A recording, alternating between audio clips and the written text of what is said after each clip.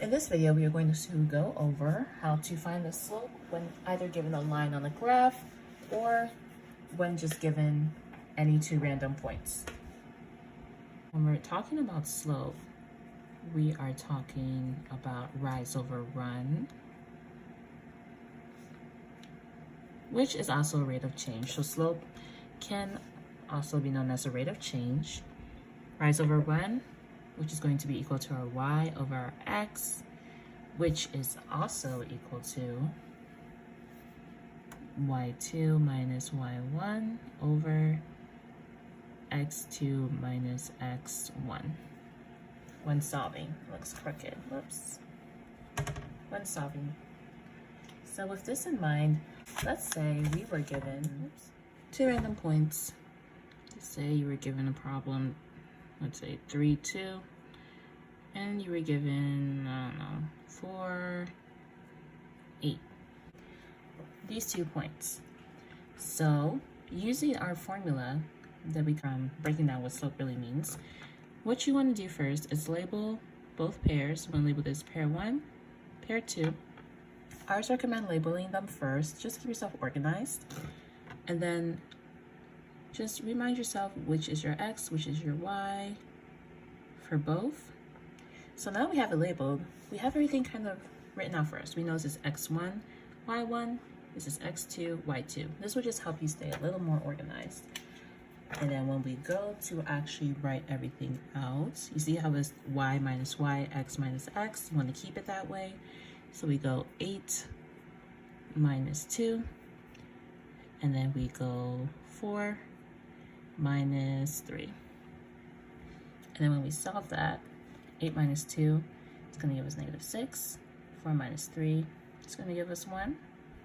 So that means, whenever we have 1 as our denominator and any whole number on top, it's the same as just that whole number. So we really just have negatives. Oh shoot. So we do 8 minus 2 and we get 6. And then we do 4 minus 3 and we get 1. So remember, anytime we have 1 in our denominator, it's the same as the value on top. So that means 6 over 1 is really just equal to 6. So in this case, our slope would be equal to 6. Now let's try another example. So let's say this time we are given a negative value. Once again, just label your points. So this is point 1, this will be point 2, and then label our x and our y. And the more you practice, the more used to it you get, the less you'll have to actually physically go out and label. But I always recommend labeling everything out when you're first starting to get the hang of it. So we know, go back to our setup, y2, which is 5, minus y1, which is going to be 3, divided by x2, which is 2. And remember, you always want to keep your minus. Your subtraction sign always stays regardless of what you're given. Minus x1, which is -5. And we know whenever we have two negatives next to each other, or subtraction next to a negative, two minuses next to each other, all means the same thing. They cancel out and become a positive. So this really means we're solving 5 minus 3 over 2 plus 5, because negative and negative always equals positive when they're right next to each other. So when we solve this, I'm gonna solve it this way since we have more space this way.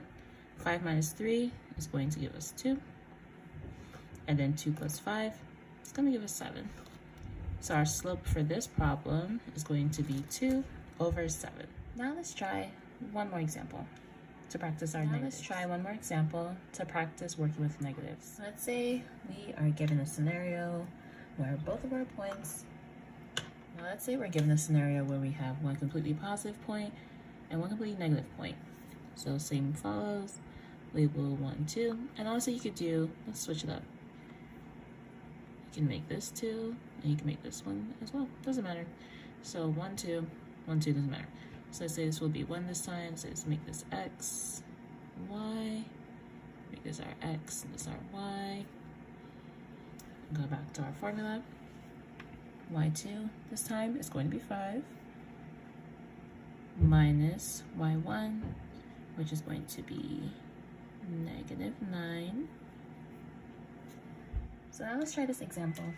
But for the sake of say we are given these 2 points, and just to change it up a little bit, let's say we're going to label this point 1 and this point 2. It doesn't really matter which point you label which, as long as you keep the correct coordinate points within the formula. So this is 1, we go back x, y, x, y, x a little better, okay. So as we've done before, put it into our formula. So now we have 5 minus 9 over 3 minus 7. So we do 5 minus 9, and then we get -4. So we have 5 things, we take away 9, so more than we have, -4. 3 minus 7, and then we end up with -4. So whenever we have a negative over a negative, it cancels out. So we kind of just cancel them out, and we just end up with 4 over 4. And any number over itself is actually always going to equal 1.